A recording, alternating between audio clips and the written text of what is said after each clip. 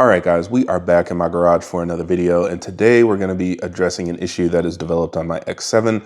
It's fairly common for these cars to develop transfer case issues, which requires some maintenance in order to address it.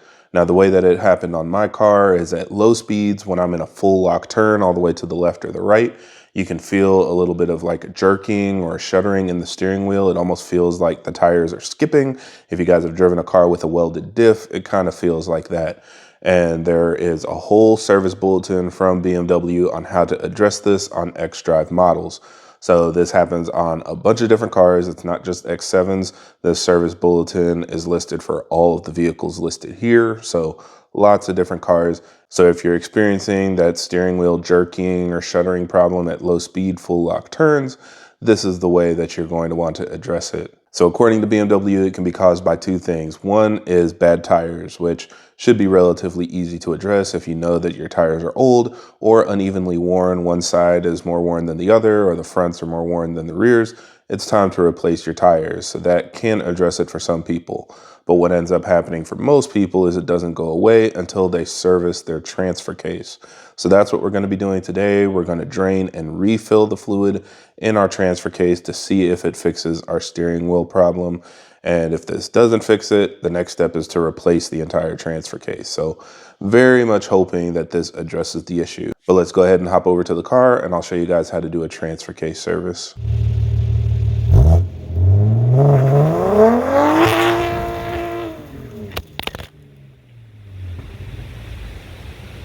Now, as always, for everybody that's new to the channel, I create these videos to help keep you updated on the latest developments in our community, as well as discuss technical topics so that we have a better understanding of how our engines work. So if you're interested in more videos like that, be sure to subscribe because there will be a lot more coming out in the future.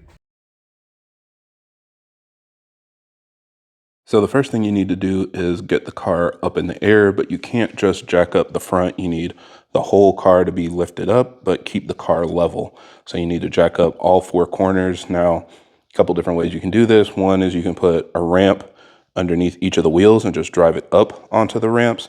And that can help get all four wheels up in the air and give you enough room to get underneath the car.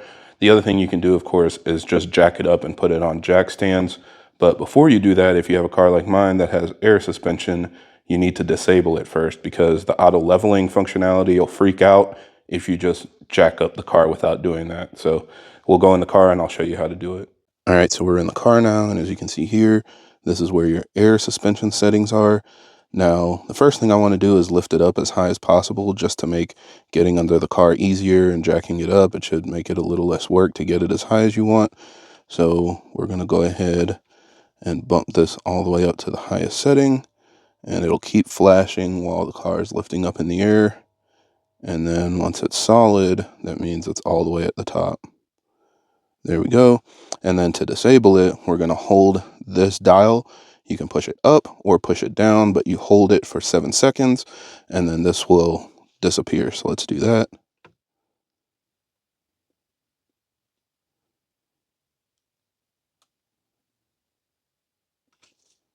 And boom, there it goes. So hold it for 7 seconds, release, and when this goes away, that means that your suspension is disabled and you won't have any issues with jacking up your car. So just for reference, this is how high it gets. So maybe if you're doing like an oil change or something that's just under the front of the car, you can do that without even jacking it up. I don't know, but I'm going to go ahead and jack it up on all four corners so that way I can get a little more space to get under there. Now, the good news is on these cars, they have a front jacking point. Basically, right underneath the car, you see like this metal square where you can jack up the front end. And then from the rear, you should be able to jack it up from the subframe, and that will allow you to put your jack stands underneath the actual pads along the sides of the car. So now we're under the car, and in order to access the transfer case, we need to remove this big under tray. Unfortunately, as these cars get newer and newer, they get more and more screws and panels and stuff. So this one looks like it has about maybe 15 screws that have to be removed. So hopefully you have some power tools to make this a little quicker. I don't, so let's go ahead and do this. These are all 8mm screws, by the way. All right, last screw. And then this whole thing should just slide out. Hopefully. please. Oh, and all this water.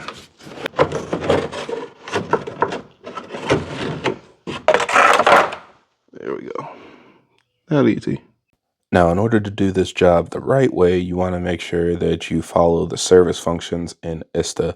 What this job does is it will open up all of the chambers in the transfer case so that all of the fluid is in the case itself, so that you can properly suck all of it out before replacing the fluid.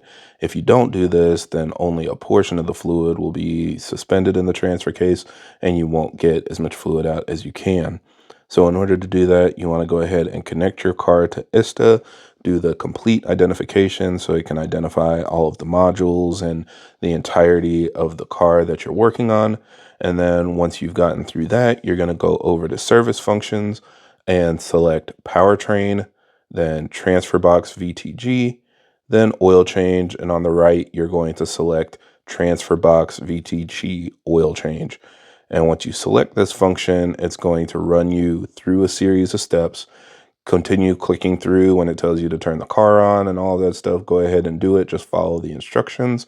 And once you get all the way through it, it will open up those chambers in the transfer case so that all of the fluid will be out and ready for you to replace it. All right, now for frame of reference, so that's the front of the car, that's the back of the car. This is like where the front and rear door meet. So kind of right down in the middle, if you look under, there is your transfer case. So it's kind of farther back than I thought, but you know, pretty easy to recognize once you figure out where you are. Now this piece is the transmission mount. So in the BMW manual, it tells you to support the transmission. You can put like a transmission support or some jacks or whatever underneath. Metal component here, don't hold the jack on the plastic trans pan. Obviously, you don't want it to crack, but you support the transmission, remove the bolts and stuff holding on this support, and then that will allow you to access the transfer case plug, which is right up here. So as you can see, very tight fit to get to. However, on Amazon, I found this tool. So this is basically a box wrench with a little stubby 14 millimeter Allen, and it fits under here perfectly. And a little awkward with my left hand, there we go. But you can see now we're able to actually loosen the drain bolt. So I'll have a link to this in the video description, my Amazon affiliate link, if you want to just use this tool. Most sockets won't really fit under here without removing this transmission cover. So I got this just to make the job a little bit easier. So that's what you'll do next. Get your catch pan, drag it under here, and then we'll loosen this drain plug to start sucking out the fluid.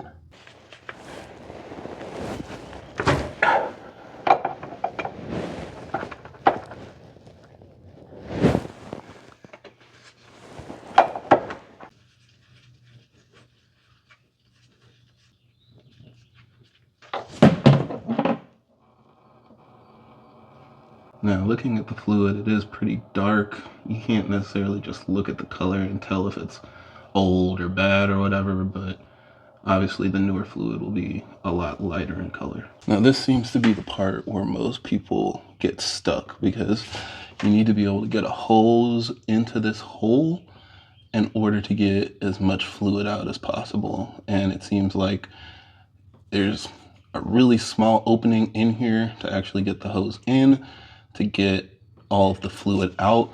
We're going to try to take out as much as possible based on the manual.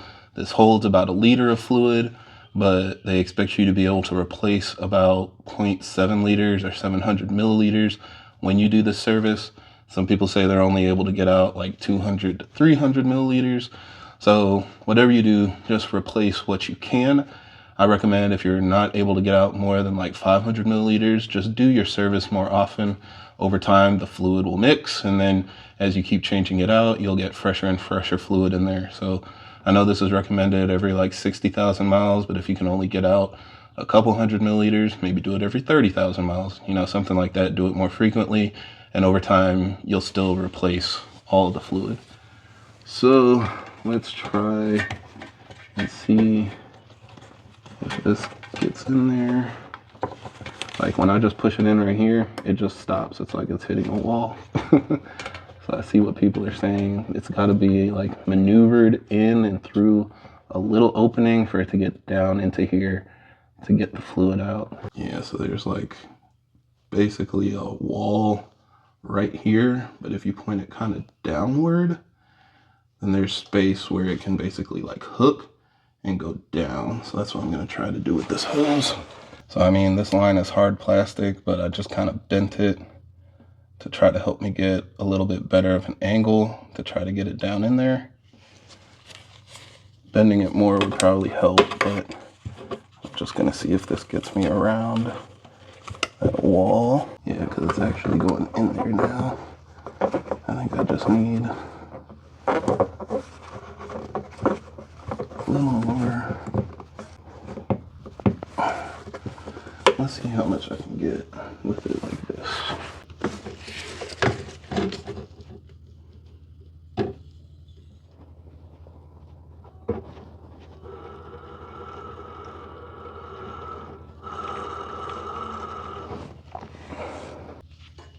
So that's looking pretty good. Let's see. I gotta get out from under the car and look at it. That's about 200 milliliters. Not too bad. I think we can get more out.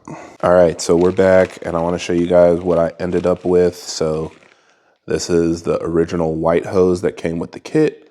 And this is a black vacuum line that I just happened to have. And this was the key here because as you can see, it's very soft, very bendy, but also because it's rubber, it's extremely compressible. So you can completely squeeze this leading edge, and that allows it to fit in basically any corner or crevice inside of the transfer case that you want it to get into. So unfortunately, I must have shut off the camera or inadvertently, cut it off. So I didn't record when I was able to suck out additional fluid with this contraption. But this is kind of what I recommend. Use the standard draining tool, but then add on a vacuum line and it just kind of slides over the hose like you see here. Again, it's extremely stretchy, so you can literally just slide it over here. And then this will go down into the transfer case. And I was able to take out, I think, another 400 milliliters of fluid. So a little over 600 milliliters total. That's close to the 700 milliliters we would expect to take. I anticipate that if I dropped the rear of the car and basically let the car lean back, I would be able to suck out a little more fluid, but you don't want to top it off until the car is up in the air and completely flat, just to make sure you fill it up an appropriate amount. So maybe next time I'll do that, just jack up the front to actually drain it and then jack up the rear to get the car back level and then fill it, whatever works best for you. So for this whole contraption, I'll have all the links in the video description so that you guys can put this together if you want. It's a little bit cheaper than the actual BMW tool, so that's why I went this route. So hopefully that helps you get out all the fluid just like I did. All right, so now that we've got most of the fluid drained out, we need to go ahead and fill it back up. This is the fluid that I'm going to be using. I got it from FCP Euro. Some people said just use the OEM fluid, don't use this one. I'm assuming it doesn't really matter, but next time I'll probably use OEM fluid. So I'll have a link to this one as well as the OEM fluid and part number in the video description in case you want to use that one instead. So you're going to use the same syringe that you use to suck out the fluid from the transfer case. You'll suck it out of this bottle and then pump it into the transfer case. And then once you've got it filled, you're going to replace the drain plug or the fill plug, whatever you want to call it. We'll put a new one on. I'll have a part number for this in the description as well. And then we'll be able to wrap up this job. All right, so we've got our drain pan underneath the hole because we're going to fill this up until it's overflowing. And we're going to go ahead fish our tube back in here. Where are you, tube? All right, so we're fishing the tube back in the hole. It's not as important to get it super deep because we're just going to be pumping the new fluid in to fill it up. And just make sure you have your drain pan underneath so when it does start overflowing, it doesn't make a huge mess on your floor. And then we'll start pumping. I'm going to try to pump a little bit slower just to make sure, it fills up slowly. That's a good sign. I took pretty much all of that. I'm gonna suck up a little bit more and see if I can fill it up just a little more to make sure it's completely topped off.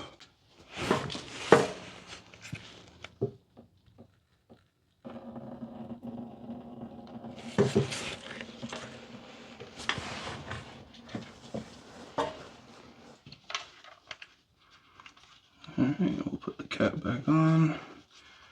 I know it's just supposed to be like dribbling out barely for you to know that it's full, but since when I opened it up, it was kind of coming out at that same speed, I wanted it to be about the same. So here we go. Now after this, obviously, everything is just the reverse of removal. So we'll torque this down. I'll put a torque spec in the video description, put all your under trays back on and stuff like that, and lower the car back down. Now, once you've got everything reinstalled under the car, the last step in the BMW service manual is to do a transfer case calibration.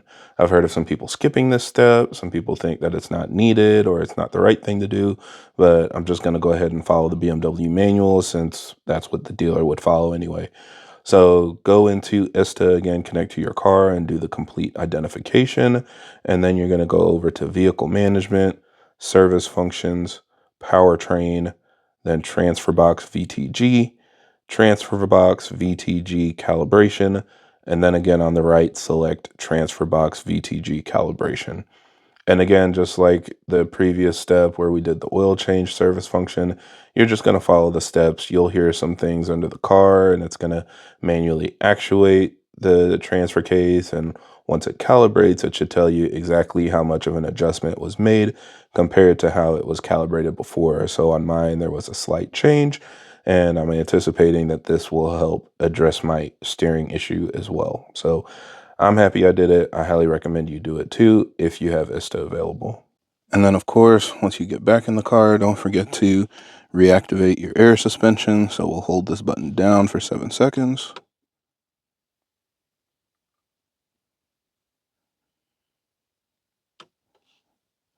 And then we get our light back. Now, it's not going to let you set it back to the factory position until you drive away, but as long as you've got the green light on, you should be good to go.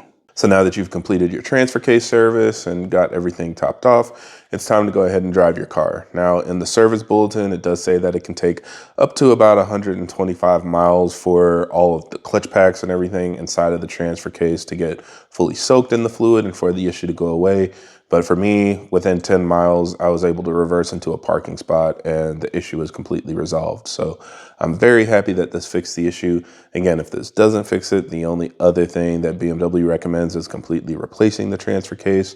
So this is something that I definitely recommend doing regularly, especially since I'm going to be doing a lot of road trips, a lot of towing and things like that with my car. I plan on doing this at least every 50 or 60,000 miles, maybe sooner, especially now that I know it's relatively easy to do. If you're already under the car doing an oil change, maybe it's something you do every 20 or 30,000 miles, whatever works best for you.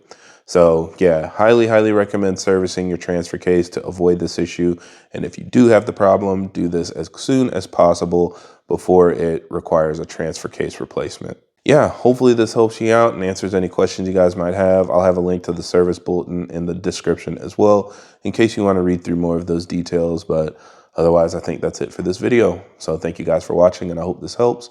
And if you have any other questions or comments, leave them down below.